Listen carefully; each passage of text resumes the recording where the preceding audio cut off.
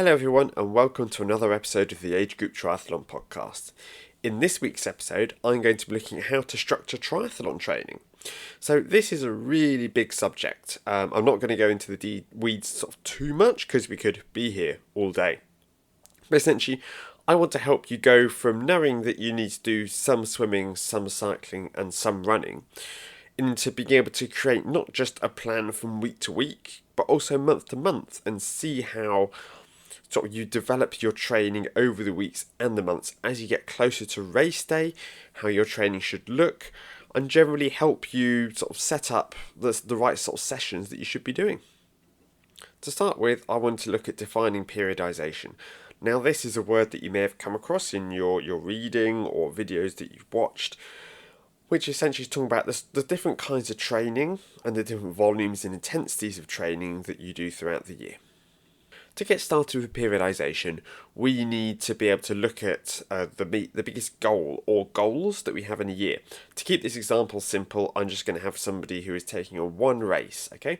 Now that one race is going to be Ironman Wales in September. And we need to then work backwards from this main event to be able to work out the different kinds of training that we're going to be doing at different times of the year. So if we know that we have September, what I tend to do is I work backwards from our goal event. So we're going to go, okay, so September we have our event. Now in the the week or two, and for an Ironman, probably 2 weeks leading up to that event, are going to be what we call a taper or a peak phase, depending on which phase you want to use. And this is where we deload a little bit. All of the hard training we've been doing in the months and the weeks building up to this will have created some fatigue. Sometimes it will be really obvious, sometimes not so obvious. So we have a little period just ahead of the race where we're going to be having a taper where the volume reduces, but the intensity should stay roughly the same, so we keep a little bit of that race sharpness. How sharply you taper, how long your taper is, very much depends on the individual. But what I will say is that I'd much rather than an athlete was 10% undercooked. So I'd rather they went in 10% overly rested than 1% overtrained. So that is where they have done too much and they're not rested enough and they're carrying too much fatigue into the race. Now the reason for this is that if you maybe took a little bit too much of a generous taper, if you maybe tapered for 2 weeks when you should have done one, if you cut the volume back a little bit too much, it might affect your race sharpness. It might affect your ability to really put down the high power and hold your race watts. But it's not going to impact your chances to finish.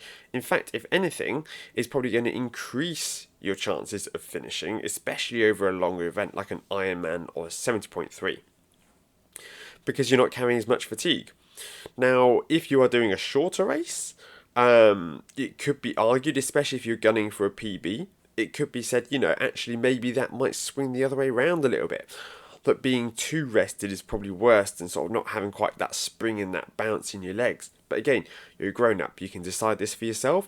You know you and the event that you're targeting and what it is that you're going to perform best at. Now that we have our race week and our peak and taper phase sorted, work back from there and we have our build phase. So this generally lasts for around about 2 months. It could be a little longer in some cases, it could be shorter in others. But for the most part, I think, 2 months of really focused, really specific training is the right amount of time for you to dedicate to this. If you start this too far out, then you run the risk of getting a little bit bored, overcooked, overtrained. I mean, what the scientific term of overtraining is medical condition. The term that we use in coaching is non-functional overreaching. So there is a point where maybe after a training camp or an especially difficult block of training, that you will be overreaching, that you will be overly fatigued, you will have trained too hard, your body will be really fatigued. But that's okay, as long as you knock your training back and you allow your body to recover from that really big stimulus, so you start training again in a week or two. If it's non-functional overreaching, you're just running yourself into the ground without really achieving much because you're not recovering enough, and that's what you really, really want to avoid. If you're in a state of non-functional overreaching for several weeks or maybe months, that's when you can start to experience overtraining syndrome, which is a deeply unpleasant condition which can ruin athletic careers. However, if you're listening to this, chances are you're not really at risk of the full-blown condition. So we're just trying to avoid you doing too much training and getting burnt out. Now, the way that the build phase looks, it will depend on the athlete, their training age, how many years they've been training for, and their goals. If somebody is training for their first Ironman, then it's going to include open water swimming, because obviously we need to get some practice in the open water. It's going to include brick runs. I don't tend to include brick runs in the cold weather, because if somebody is doing a turbo session and comes off covered in sweat, by the time that they get themselves sort of cleaned up in a state to go out and wrap themselves up, you've kind of lost the value of that. So I generally wait until the warmer weather to do the brick runs. Unless somebody has a treadmill, then it might be a little bit more feasible. However, if somebody is just looking to take on their first Ironman, I wouldn't necessarily do a whole load of increased intensity within their weekend sessions. We're just getting longer and longer and longer. We're trying to build up to that sort of 6 hour long ride. I think is the gold standard for most people taking on their first Ironman. It might be closer to 8 on race day, but fitting anything much more than 6 hours in is difficult for a lot of people in a week. So yeah, ideally build up to that. If the athlete wants to go a little bit longer, we'll go a little bit longer. But yeah, I think, we want to build up towards that, and our long run as well, we want to get at least 2 hours. Ideally 2.5, I think, is a relatively good amount of time to spend on our long runs, just sort of time on our feet, building up that capacity there. And for somebody taking on their first Ironman, I think that's all the build phase really needs to be. If, however, somebody is taking on an Ironman and they're looking to get a personal best, or they may be taking on an Ironman 70.3 and they've got a decent level of base fitness and they want to do well, then the build phase might start to look a little bit different. So we may have an idea in our head where you go, alright, so what's our target watts going to be on race day? You know what? We want to target 220 watts on race day. So we might start doing some race pace efforts. We might start doing more work that is tempo. So it's above that, sort of that easy ride. It's definitely getting a little bit harder, burning the legs more. We might specifically go out there and sort of target the hilliest course that we can find. If we want to build up our leg strength, there's all little bits that we can do there that can affect that. And we might have, say, sort of harder brick runs at the end of these longer bike sessions as well. If we're in the open water, then we might do some very sort of focused hard swimming within the open water as well. So the intensity starts to increase that bit more. We start to get ourselves fired up a bit more into that race gearing. In the build phase, we'll also want to make sure that we are starting to introduce into our training our race-specific equipment. So whether you have a race-specific wetsuit that you use as opposed to one that you just do sort of general training in, if you're planning to use clip-on aero bars, making sure that you use those, making sure that you do all your riding on your triathlon-specific bike if you have one. Doing some sessions, not many, but doing some sessions in your race kit to make sure that you're comfortable, to make sure that it fits well. All of these areas here are really important. And you are also going to see a sizable increase, I think, really, in intensity as well as volume when we come into this period here, because this really is the make or break period of your training. If your build phase does not go well, if you are unwell, if you get injured, something like that, that is going to have a really big impact on your training, unfortunately. Whereas in the base phase, not so much. It doesn't make such a difference. Now, the base phase, normally I would say you want to be starting at least 6 months out from an event if you want to do really well. So if we have somebody doing the Ironman Wales in September, March would be the latest I would want somebody to start, ideally a little bit sooner. But, everybody's an individual, everybody has their own schedules. But if you're not starting by March, you're probably going to find yourself in a little bit of trouble, for most people at least. And essentially in the base phase, we're getting ready for that build phase. We want to be able to get to the build phase, and we want to be able to knock out a 5-hour bike ride, a 2-hour run. We want to be able to fit in sort of 2 or 3 quality sessions in the week. And we want to be able to finish that week and think, yeah, like, I feel tired, but I feel good tired. Like, I feel that I'm really making progress with my fitness gains. Rather than doing the first week of the base phase and going, I think I need a month off after that. We are laying down that aerobic foundation. We're increasing the miles, putting in the time, and we're building up not an especially intense way, but we are increasing our long rides. We may start with sort of an hour long ride for somebody who is a newer athlete. We'll start adding sort of 10 minutes onto that each week, start slowly increasing it. And yeah, basically we want to increase it slowly, we want to increase it gently, and we want to essentially make our body nice and robust, make it nice and resilient, start doing the kind of work that we wouldn't maybe want to do when we're training in our build phase, such as strength and conditioning. Want to really get a lot of good work done there in the base phase and build that aerobic base. Aerobic fitness is something that's thoroughly misunderstood. It doesn't simply mean training at lots of low intensity, although it can. It can also include VO2 max work to help build that.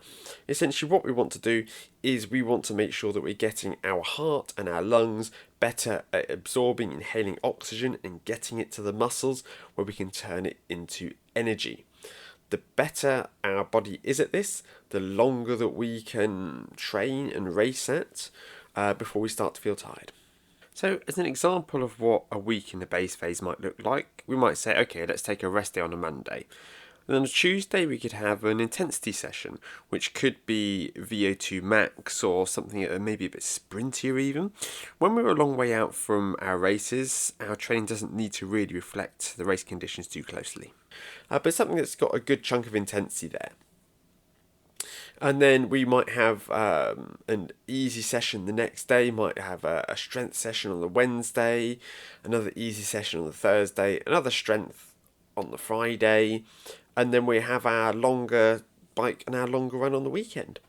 And this isn't the most glamorous, this isn't the most exciting time of year for training, but really it shouldn't be. If we are doing too much, if we are burning the candle at both ends in the base phase, that doesn't really bode very well for later in the season, because there's a good chance that we'll find ourselves just tired before we even get to our build phase, and then suddenly the really important training cranks up. This is it. Time to put your foot down, time to get ready to race. And if you're going, yeah, but I'm already exhausted, it's not even June, and I'm knackered, and I've got my race in September, yeah, we want to avoid that. So the base phase should feel easy, it should feel relatively sustainable. I'm not saying that you won't feel tired at any points at all, I'm not saying that. But we should be able to recover from this work relatively quickly, relatively easily. And then prior to our base phase, we have our preparation phase. And this really is primarily focused on shorter workouts, easier workouts, a little bit of intensity in there sprinkled in as well. But broadly speaking, we are just doing some low-level training, keeping things ticking over, laying that foundation down, working on technique, perhaps, or whether that's running drills, swimming drills, anything like that. And we're just sort of focused on sort of having a bit of fun with it, really. Group rides, running with our neighbours, anything like that, just to help get ourselves sort of set up so that when we start our base training, then we're going to be in a good space. So as you can see, as we go from preparation to base to build to peak to race, we are increasing the volume, increasing the intensity, increasing the race specificity, generally speaking, as we go along, obvious exception being the peak phase where we taper. So this is our big picture. This is looking at what we call a macro cycle, where we're looking at how our year pans out.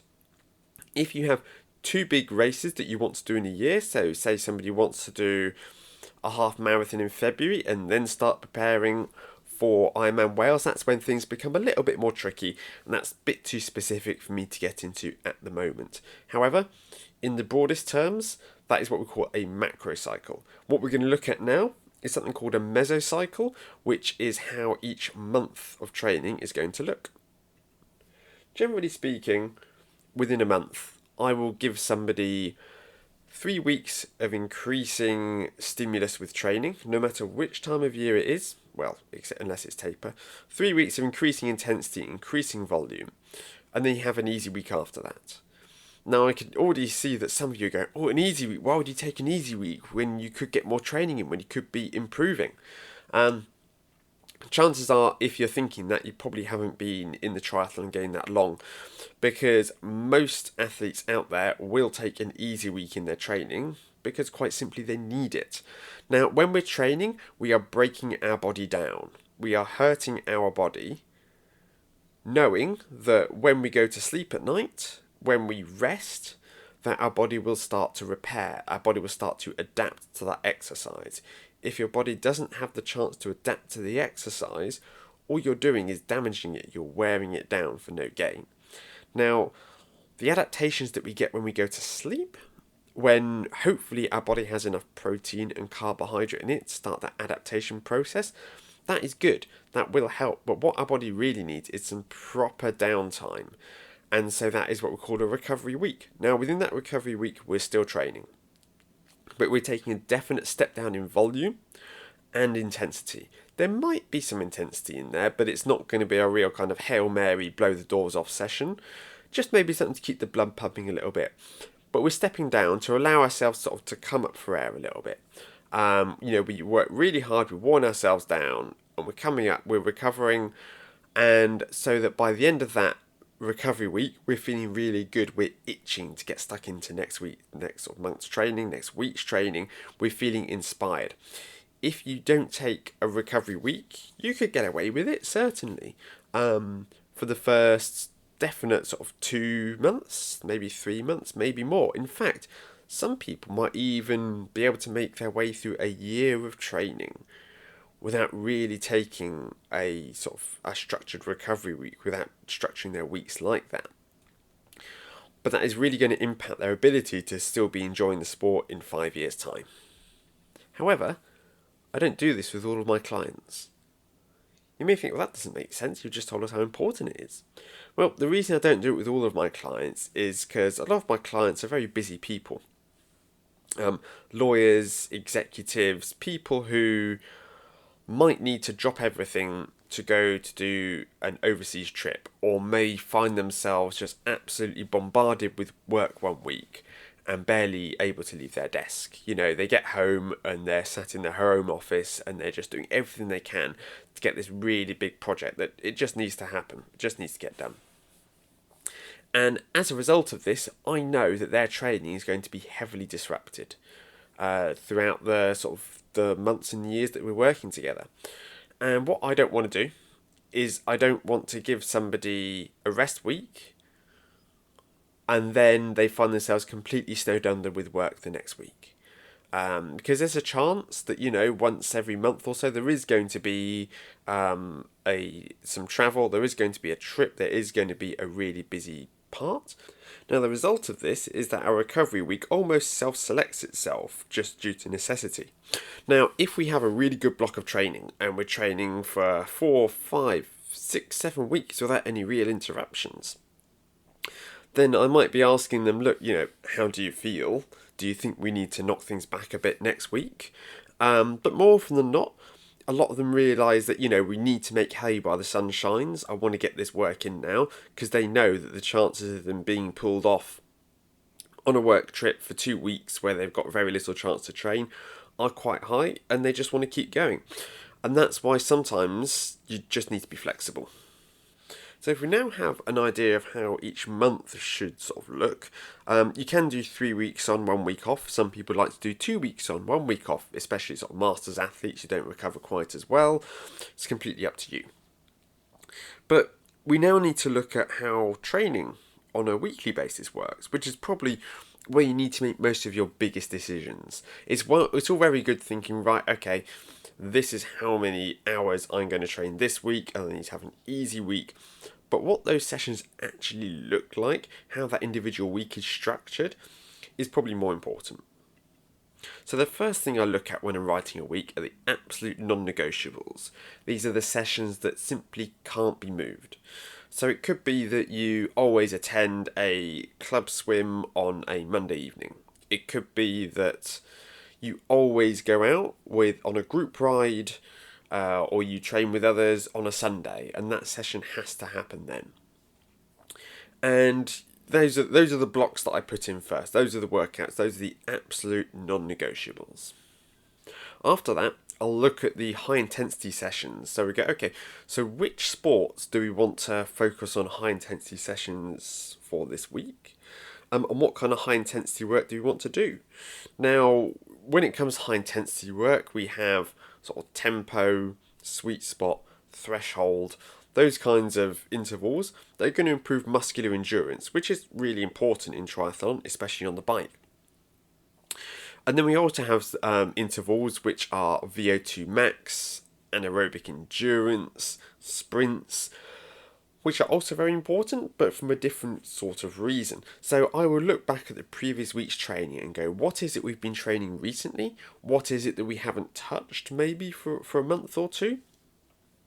And how is it we need to fit those in? And so I will then drop those sessions in the calendar based on how sort of the previous weeks of training look. So if, for instance, somebody has a rest day on a Monday, then having a high intensity session on the Tuesday is normally a pretty good idea because they're relatively rested, they're going to be feeling pretty good then, and they're probably going to want to start the week of training off with a bang. I'll then look at when to fit in strength training. So this is the second block I'll look at. And that's going to depend on what sessions we're doing on the weekend, which sport we're training, the sort of high intensity sessions of, and where they sit within a week, as well as the contents of that strength session. If we have a really difficult run session on Tuesday, do we necessarily want to be doing squats and deadlifts on the Wednesday? Yeah, probably not. Equally, if we have a really long bike ride on the Saturday, for instance, are we going to want to be doing lots of heavy leg work then? No, probably not. So you have to look at each week. It's on a very individual basis, and decide, where it is that you want those strength sessions to hit to minimise the impact that they have on somebody's swimming, cycling and running. After this, I sprinkle in the sort of the easier supporting sessions. So these might be skills based, they might just simply be sort of an hour easy, they might be a basic pyramid set in the pool. These are the kind of low intensity sessions that aren't going to really have an enormous impact on someone. And I'll add those in until I hit the weekly goal of TSS or hours trained, whatever it is the athlete wants, within a week. To pad it out, essentially, to fill it out. Now, these sessions are really important. Yes, they aren't going to be as big a movers as the sort of those longer sessions that we have on the weekends or the high intensity sessions, but it is these where we do improve our aerobic capacity, not by an enormous amount, but if we do enough of these day on day, week on week, month on month, year on year, this consistency of these easier workouts is what really separates your top level triathletes from those who are scatterbrains, just doing all these sessions left, right and centre, unsure what it is that they're really doing. Now, if someone is only training 6, maybe even 5 days a week, maybe even less, I will then look at the week and go, okay, so how can I avoid doing the same sport 2 days in a row? Because if you're only training the same sport twice, we probably don't want to, if we can avoid it, doing 2 bike sessions in a row, 2 run sessions in a row, anything like that. Because it does increase the risk of injury slightly. Also, because it can just be a little bit uninspiring, a bit boring for the athlete. Now, sometimes it's just unavoidable. If there are different bits within the week that we have to work around and we have to do 2 runs in a row because that's just the way that things work out and the alternative is not getting the work done that we need, yeah, we'll do that. But I'll often leave a note saying, look, sorry about this, but I think you'll agree this is probably the best way for us to get around this. And maybe that involves a conversation. I may want to move that around with the athlete. But that is another big thing that I want to try and get my head around when I'm building a week is making sure that I'm not unnecessarily putting 2 sessions back to back in a calendar for someone. And the other thing that I try to stay mindful of is that I try to avoid doing any running on tired legs if I can avoid it for the athlete. So this is especially true of long runs. Intervals, it's also important because the intervals are just going to hurt. They're just not going to be as effective if you're tired. But the long runs are the one that I really try to keep on top of. Now, one of the sort of big talking points, I guess, between sort of athletes and coaches, different coaches, is which order to do your long run and your long ride on. Now, for a lot of athletes, especially Ironman athletes, they want to get their long ride and their long run done on the weekend. And this begs the question, well, which one do I do on which day? Now, you could be forgiven for thinking, well, I'll just try and replicate my race. I will do my long ride on the Saturday, and then I'll do my long run on the Saturday when my legs will be tired, like they will be in the race. Now, I'll be creating that specific demand. Unfortunately, in my opinion, this isn't the best way around to do it. Most coaches agree with me. Some coaches will disagree, and that's fine. But broadly speaking, if you are running on tired legs, your risk for injury really increases. If you think about all of the muscles in your body that act as sort of supporting muscles, so that is muscles around sort of your hips and your glutes, especially, as well as your quads, which will be tired from the run. Not only is the run going to be more unpleasant, but you're going to experience sort of your knee is maybe going to start bowing in towards the center line of your body as you run. You're not going to be picking your feet up quite as much. It may be okay to start with, but by the end, if you've got a 2 hour long run and your legs are feeling pretty tired before you even start, what do you think your form is going to look like by the end? It might feel okay, it might not feel awful, but I'm pretty sure that if you were to watch your running in slow motion, you're going to see your hips drop, you're going to see your knee move around, you might see yourself start to slouch forward. It's not really what we want. It just increases the risk of injury unnecessarily. Now, I can already hear some of you pushing back and going, yeah, but I've got to get my long run done on the Sunday. It may be there's a group that you go out with. It may be that's just the way things work with family. Okay, look, it's not a hill I'm willing to die on. If it really works for you to do it that way around, do it that way around. But I want to do everything that I can to help reduce the risk of injury for athletes. Now, if an athlete that I'm coaching gets injured, it's never completely my fault. I'm not going to be there 24/7 with them, picking them up on every single little thing. But neither am I 100% devoid of any responsibility either. So I just want to make sure that I'm doing whatever I can to meaningfully reduce the risk of injury. However, there is another way to get around this. If you are someone who is blessed with a decent amount of time within the week itself, why don't you look at getting your long run done on a Wednesday or a Thursday? If your long run is only going to be about 90 minutes, not much more than that, could you just get up that bit earlier than normal and grind it out in the morning and give yourself more time on the weekend where you you might prefer to spend that time with your family or on days out or with your partner? Again, just a thought. So now we're looking at how kind of a week should look. Let's zoom back out again. Let's look at our months and, I guess sort of our years in some regards. So we're going to talk about something called progressive overload. And this is one of the few non-negotiables, one of the few things that everyone agrees on within sports science. Because I know a lot of you may be listening to this podcast and looking through YouTube trying to find the answers, the right way to do things.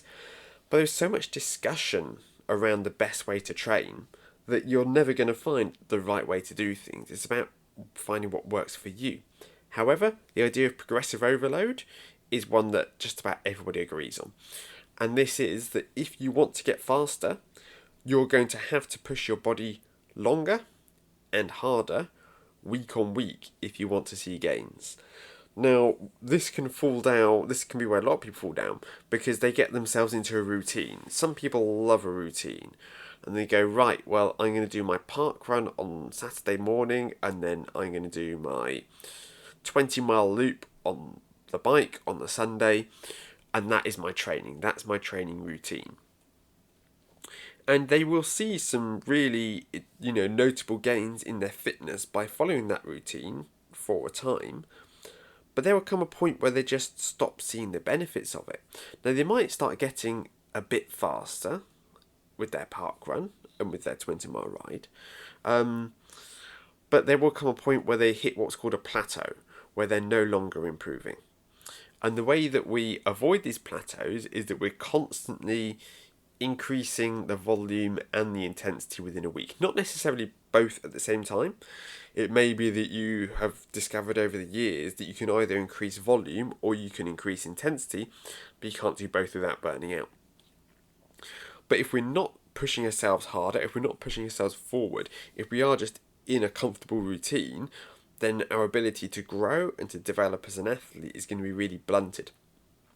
So we need to make sure that we are increasing week on week, day on day, by increasing that volume and that intensity. And those are two different levers that we have.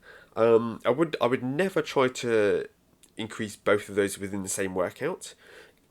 If you want to run longer, if you want to increase the volume, then do that at an easy pace. If you want to increase the intensity, that should be done in a shorter interval workout. But as we are looking at our week, we're going to want to have some sessions which push us harder than we've been pushed before within a certain sport, within a certain modality, as well as some sessions that are going to push us longer than we've been before.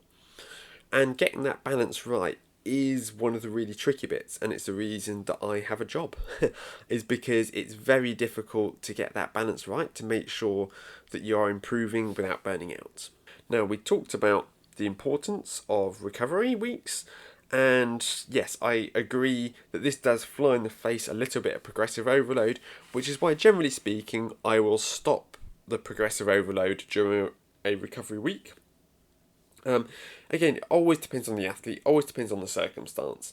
There may still be some intensity in there, but we're not going to be breaking new ground with our sessions. It may be something that's sort of shorter intervals at a slightly lower intensity to make sure that we're not just plodding along doing this really easy training. That there is a little bit of something in there, there is a bit of technique work, there is some shorter intervals in there just to help keep the athlete engaged, but we want to make sure that we are prioritising our body's recovery at this point and we are stepping back from our progressive overload. Now, probably the biggest mistake that I see any athlete make in any sport is going too hard too soon.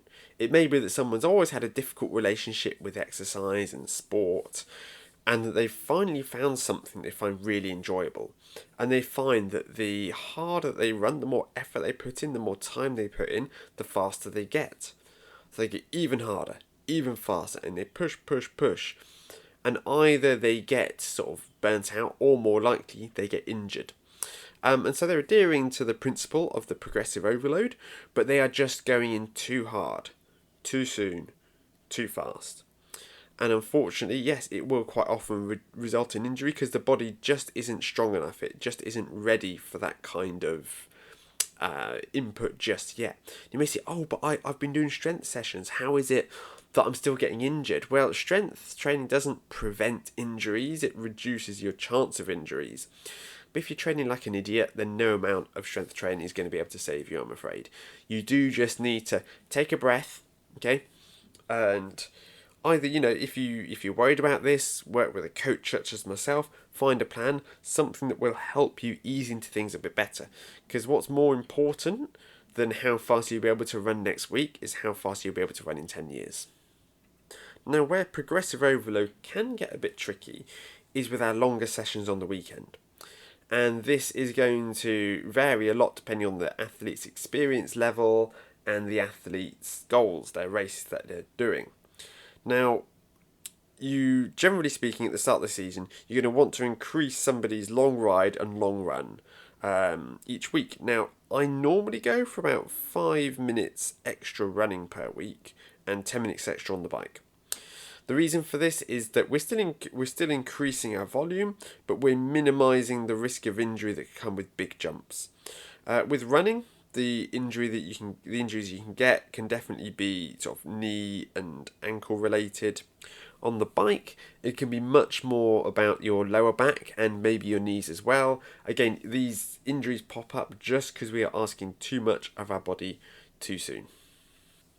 Now, if we are training for a 70.3 or an Ironman and somebody's coming from poor fitness, then we may find ourselves at a long run by the time we get towards race day, where we're just about hitting our expected bike split. So if somebody's looking at aiming for about 3 hours on the bike, and they get a long ride in that's about like 3.5 hours, that's their longest long ride, then that checks. We want to go a little bit above race distance on 70.3 and sprint and Olympic, definitely. Ironman, probably not so much. But what happens once we get beyond that point? Do we keep pushing for 4 or 5 hour long rides for a 70.3? I mean, we could do. But it depends when in the training you are and where your base level of fitness is. If you are somebody who could roll out of bed in the middle of the night, in the middle of an off-season break, and crank out a 3 hour ride no problem, maybe we do want to go for a 70.3, go a little bit longer, just build that aerobic engine, keep building. However, if we are in the build phase and we are easily hitting our race duration, what do we do with our weekend sessions then? I mean, it doesn't really seem sensible to start putting in sort of 5-6 hour rides for a 70.3 when we're in our build phase. So that's when we start doing our race specific work. We might start doing intervals at race intensity. We might start doing really long tempo sessions. One session that I like to give athletes who are training for a 70.3 is to tell them, look, I want you to go out and ride your bike as hard as you can for 2 hours, maybe 3 hours. And just really build up that muscular endurance, trying to make those longer sessions that bit more race specific. And then to muddy the waters even more, if you look at those who are looking to take on sprint or Olympic distances, a lot of people could ride sort of 20 kilometres or 40 kilometres without a huge amount of training. But yet there's still a place for going and doing sort of 2, 3, 4 hour bike workouts, just because it boosts your aerobic system, it lowers your heart rate during higher efforts. And there is definite scope for increasing that long ride, even if you are taking on a short ride. Again, short race. I'm not saying that you have to. It really is down to you. It's the time that you have available. But don't feel that once you get to, okay, I've hit 40 kilometres, I'm doing an Olympic, I've hit 40 kilometres, I need to stop increasing the volume now. That's not the case at all. I would definitely encourage someone to get up to like 2, maybe 3 hours. I mean, the Brownie brothers, who are, some of the most successful athletes over short course that we've ever seen, they would frequently go out and do 100-mile rides. Again, I'm not saying this is the right way to do it. I'm not saying this is the best way to do it. It's simply something to consider, that time on the bike, that time on the feet, does have benefit beyond simply getting to race distance. So this brings us on to the concept of the double session.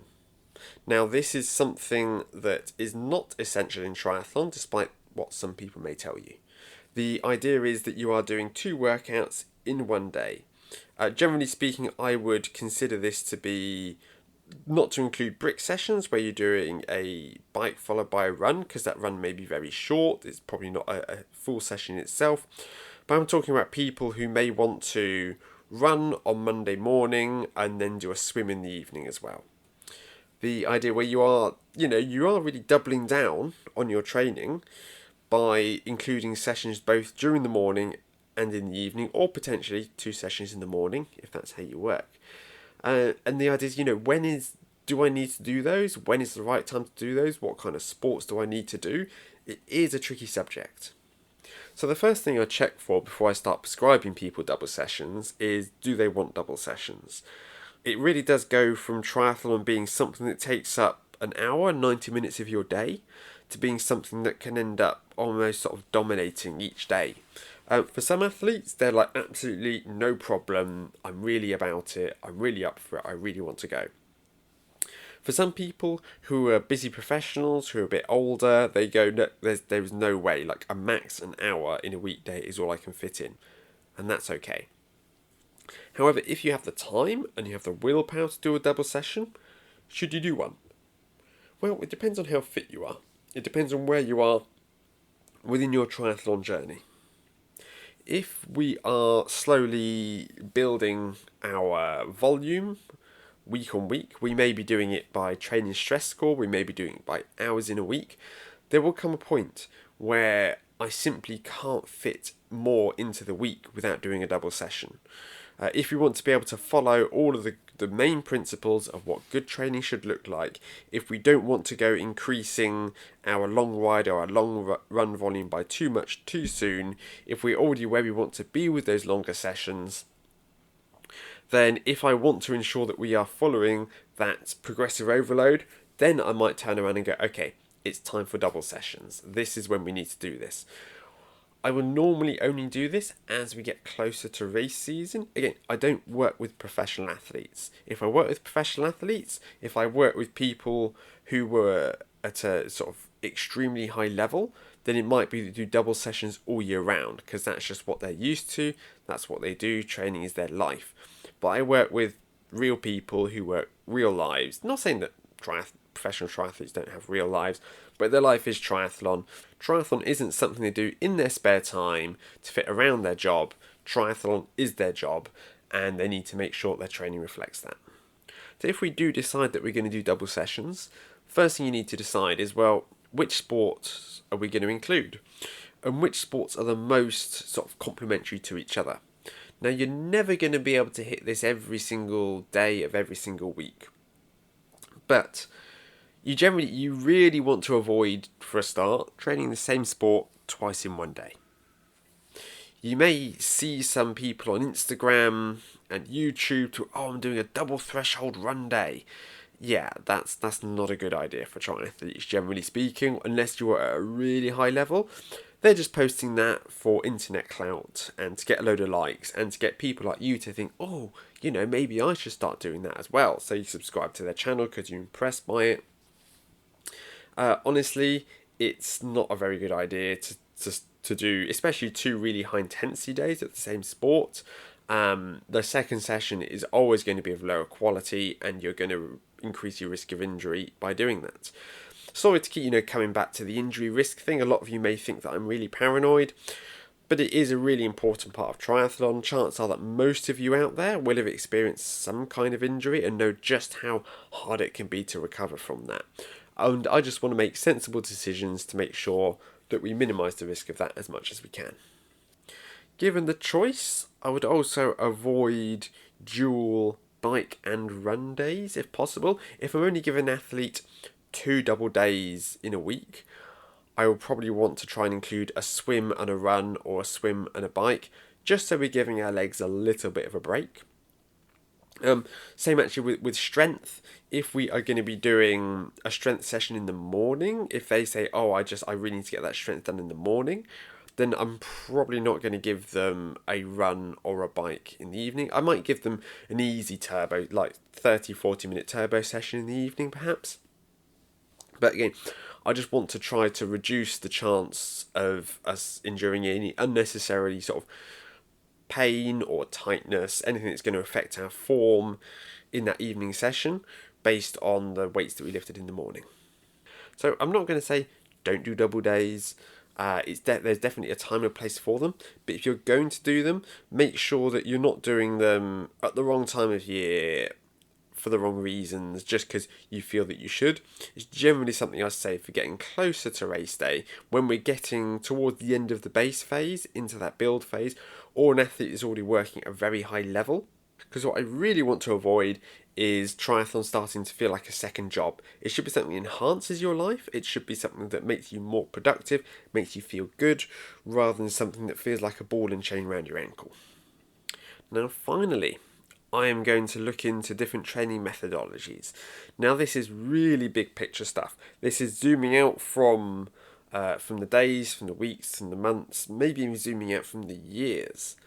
We are looking at the kind of training philosophy that's going to drive your training that you're going to follow. It may be the kind of plan that you're looking to buy, or if you're looking to write your own plan, if you're looking to be self-coached, then it's going to underpin the decisions that you make. Now, currently, there are two principal methodologies for training. This is polarized training and pyramidal training. Now, before we start, I'm going to run you through training zones very quickly. Now, this takes somebody's heart rate or power or speed, and they go, okay, what is the maximum that they can hold in a steady state before they start really fatiguing? And they call it somebody's threshold. I'm oversimplifying things here, but I don't want to go into the weeds. And based on that threshold, they will then decide, okay, so this is really easy for you, this is sustainable, this is hard, this is very hard. And it breaks it down into what we call different training zones. I generally subscribe to a 5-zone model. So zone 1 is for recovery, zone 2 is steady state aerobic training, zone 3 is tempo, where we're starting to accumulate lactic acid, definitely it's a harder effort. Zone 4 is threshold, where things are really starting to hurt now, things are really starting to bite. It's the kind of effort you can maintain for a maximum of an hour, and then anything over that is zone 5. There are lots of different ways to break it down, from 3-zone models up to 7-zone models in some cases. But I'm going to try and keep it easy, simple today. I'm going to just talk to you about those 5 zones I explained to you there. So polarized training is based on the vast majority of your training being done in zone 1 or zone 2 of that model. So 80% of your training, or thereabouts, is going to be really easy. The other 20% is, generally speaking, going to be above your threshold. So it's going to be developing your sort of VO2 max. So that is the maximum amount of oxygen that your body can process at a time. And you'll generally sit at that kind of intensity for up to 3, maybe 4 minutes. If you can hold that intensity for much more than 5 minutes, either a bit of an interesting genetic specimen, or that's probably no longer VO2 max. For most people, 3-minute intervals are perfectly sufficient for training this. So the way this looks is you'll have somebody do loads of easier work, loads of technique work, focused on skills such as cadence and swim form, all of that. And then within the week there will be 1, maybe 2 really hard sessions where you're going to be in and around that zone 5. Now, depending on the coach, depending on the athlete, the kind of methodology that you want to use, you may also include threshold and tempo and sweet spot within that 20%. Now, this 20% is looking at the number of sessions that you do a week. And within an interval session, you may not even spend 50% of your time at the higher intensity. So it may only be that 10% of your week is going to be spent at any sort of reasonably high intensity. Now, I can hear a lot of you clutching your pearls from here going, how can you spend so little time working at high intensity? Well, the reason is that triathlon is an aerobic sport. A lot of our success in triathlon comes down to our ability to work at a high intensity for a prolonged period while keeping our heart rate down. If you look at people who are pushing bikes up hills, who are walking the Ironman marathon, people who aren't achieving their goals, there is a pretty good chance the reason they're not achieving the goals that they want to is because their aerobic fitness is poor.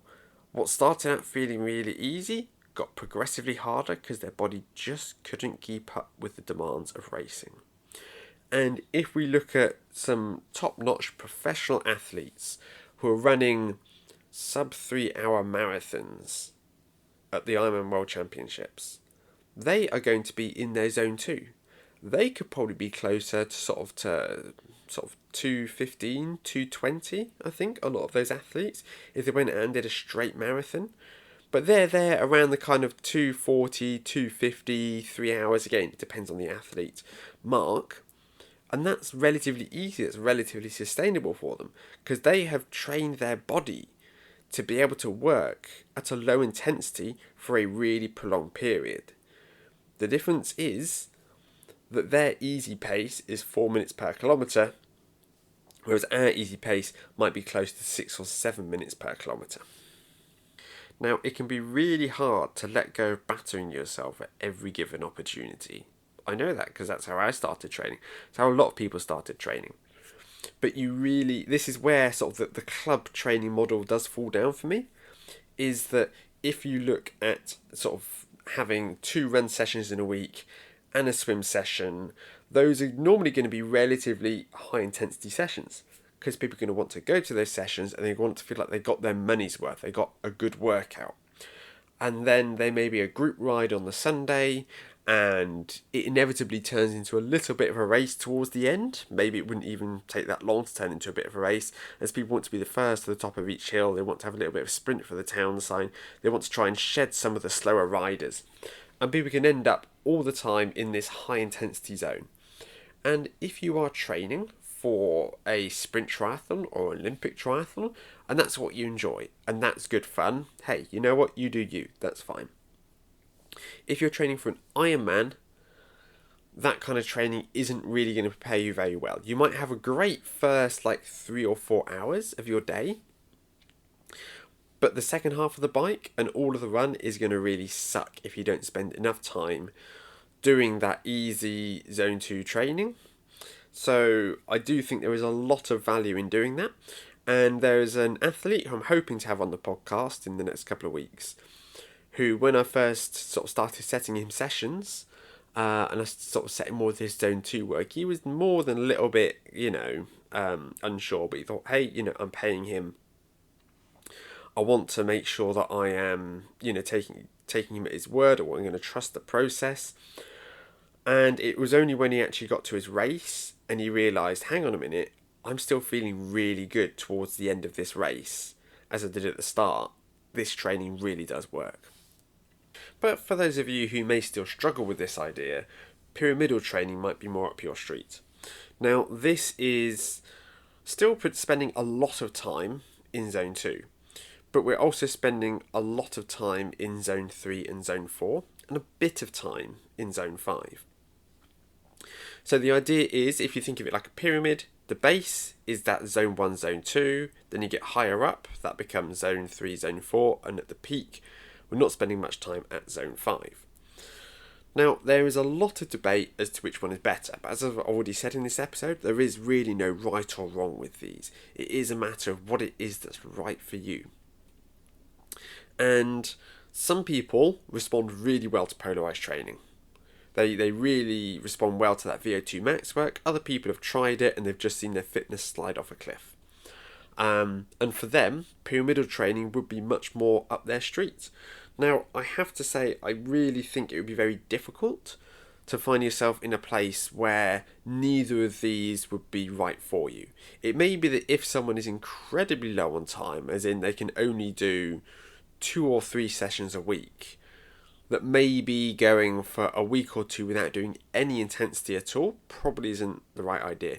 But for most people, I think 1, maybe 2 really high quality sessions a week is better than doing lots of high quality sessions during a week. It's going to result in less fatigue, it's going to result in more longevity in the sport, and chances are it's also going to result in faster times. It is a little bit of a leap of faith to spend so much time at a low intensity, but I think you'll find that you have a much better relationship with the sport in the long run if you do. This also goes some way to explaining as to why you won't see many really fast, really good athletes attending club sessions with any great regularity. There may be some that definitely come along for social runs, some of the rides, the pool sessions definitely. But there's a reason that the fastest athletes aren't there at every single club session during the week, because it's not really the most efficient way to train. It's social, it's fun, and if somebody's in the sport just for fun, don't let me try and stop you from doing that. But broadly speaking, those who are working at a higher level will be following a polarised, maybe pyramidal plan. And unfortunately, a lot of those sessions that clubs put on just don't really sit within that. So there we have it. As I'm recording this now on the 31st of January, you may be sat there feeling a little bit tired, a little bit run down with your training. If so, it might be time to take a step back, reassess things, wonder if there's maybe a smarter way to go about it. And if you are interested in working with me, as always, you can find my email down in the show notes. So, two things I really want you to take away from this is that no plan survives first contact with the enemy. It doesn't matter how great your training plan is, it doesn't matter how well you have everything structured and lined up, how everything is going to progress quickly. All it could take could be a week lost having a heavy cold, or it could be one of your children not being well and you have to look after them. That, or it could be even something work related. You have very little control over so many areas that you're just going to have to be pragmatic. You're going to have to take these principles that I've laid out and you're going to have to adapt them on the fly and make these decisions and go, okay, I need to compromise here. I need to drop this session. I haven't been able to get the long rides in that I want to. How can I change that? And that generally, it goes against the grain of a lot of people who come into triathlon and they want to tick off every single session and they want to follow the plan exactly to have the best race they're going to have. But realistically, life just isn't that simple. My biggest job as a coach is really being a problem solver, whether that's on a week-to-week basis when I'm writing somebody's training. And I might go, oh, I've just noticed that, we have this conflict here. How am I going to get around this? Oh, this person hasn't got access to the bikes, it's in for a service. How can I build a week around that? They're feeling very tired. How can I adapt that? I'm always tend to be sort of adjusting things on the fly, and that's really sort of where I earn my money. And this is even on a day-to-day basis as well, when athletes come to me with conflicts, with issues, with problems, with uncertainties. It's a matter of taking their expectations of being, yes, but I want the best plan. Having a great plan is awesome, especially if it's a bespoke plan that's been written for you. But you have to accept that things are going to go wrong and you have to make peace with that. And there's also a good chance, if you made it this far, that your head is spinning a little bit. You're going, Simon, you've thrown so much information at me. Unfortunately, I've only really just scratched the surface, and this is a relatively basic overview of it all. And you may be starting to realise just how much goes into sort of creating an effective triathlon plan. And that's to say nothing about getting the nutrition right, the actual sessions themselves, the kinds of intervals you're meant to be doing, the way that they're developed, the rest periods. It is an absolute sort of ocean of noise, and there's so much information out there. Now, you may have listened to this podcast and made it this far, and your head may be spinning. And you may be going, Simon, it's so much information. I had no idea sort of how much was involved. And that's to say nothing, we haven't really touched into sort of rest periods, exact kinds of sessions, hill reps, cadences, everything that can come into a good solid training plan. And you may be thinking, I am feeling really out of my depth. If that's the case, why not book a free, no obligation call with me, where we can chat through your training and I can talk about ways where I might be able to help you. Now, I'm not the kind of coach who is going to be charging £1,000 a month. My bespoke programs, they start at only £60 per month. So why not back yourself and really try to do something to accelerate your development? That's it from me this week. Really hope you enjoy the rest of your week and your training. Stay safe, and I'll see you next week.